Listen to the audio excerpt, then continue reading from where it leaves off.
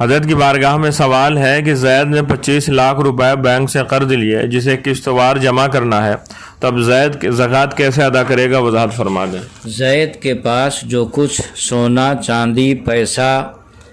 اور دکاندار ہے اگر، تو دکان پر جو سامان تجارت ہے وہ سب کی بازار بھاؤ سے قیمت سب لگانے کے بعد جو پیسہ بنتا ہے اس میں سے 24 لاکھ روپے مثلاً 25 لاکھ روپے مثلاً اس نے قرض لیا ہے، تو 25 لاکھ روپے جو قرض لیا اس کو مائنس کر لے گا، وضع کر لے گا، اس کے بعد جو بچے گا اس کی زکوٰۃ ادا کرے گا۔ مثال کے طور پر زید نے اپنے سونا چاندی پیسہ یعنی جس دن اس کا سال پورا ہوتا اس دن اس نے حساب کتاب لگایا، سونا چاندی پیسہ اور سامان تجارت وغیرہ کا سب کا اس نے جو حساب کتاب لگایا، تو اس کے پاس 26 لاکھ روپے بنتے ہیں۔ تو اب چونکہ 25 لاکھ روپے وہ قرض لیا ہے بینک سے، تو 25 لاکھ روپے یہ مائنس ہو جائے گا، اور اس کے پاس سب کچھ یعنی مالیت جو ہے 26 لاکھ کی ہے، تو لہذا 1 لاکھ روپے سے 2.5% نکالے گا اور 25 لاکھ کی زکوٰۃ نہیں نکالے گا، کیونکہ وہ 25 لاکھ قرض میں مجرا اور مائنس ہو جائے گا۔ اسی طرح مثال کے طور پر کوئی آدمی 30 لاکھ روپے قرض لیا ہے بینک سے قسط وار دینے کی شرط پر، تو اب وہ اپنا جب جس دن اس کا سال پورا ہوتا ہے اس نے سونا چاندی پیسہ اور دکاندار ہے تو سامان تجارت وغیرہ کا حساب کتاب لگایا، تو 32 لاکھ اس کے بنتے ہیں،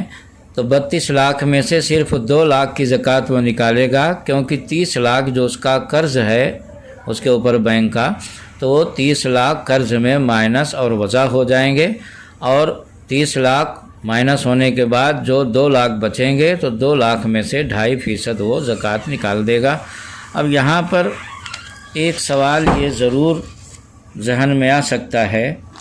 کہ بینک کا قرض میعادی ہوتا ہے، اور میعادی قرض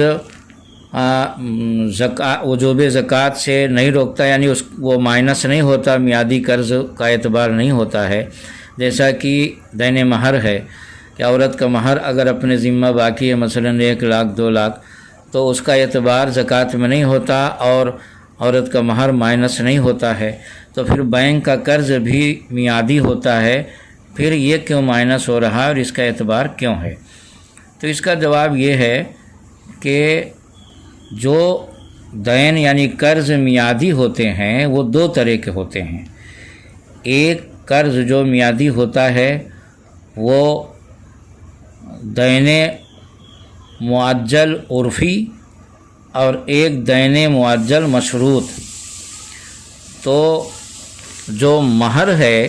دین معجل عرفی، وہ مہر دین معجل عرفی میں آتا ہے، اور بینک کا قرض دین معجل مشروط میں آتا ہے۔ لہذا دین معجل مشروط کے طور پر اگر قرض ہے تو وہ مائنس ہوگا، مائنس ہونے کے بعد زکوٰۃ نکلے گی۔ اب اگر دین معجل عرفی ہے جیسے مہر وغیرہ تو وہ مائنس نہیں ہوگا، پورے مال پر زکوٰۃ ہوگی، لہذا دین معجل مشروط کو دین معجل عرفی پر قیاس نہیں کیا جا سکتا۔ دوسری بات یہ بھی ہے کہ بینک کا قرض دین قوی ہے اور مہر دین ضعیف ہے، اور دین ضعیف کو دین قوی پر یا دین قوی کو دین ضعیف پر قیاس کرنا قیاس مان فارق ہے۔ یہ چیز بھی یاد رہے کہ جو قسطیں ادا ہو گئی ہیں، مثلاً کسی نے 5 لاکھ روپے قرض لیا اور اس کا 15 رمضان کا سال پورا ہوتا، 15 رمضان سے پہلے اس نے 1 لاکھ روپے ادا کر دیا ہے،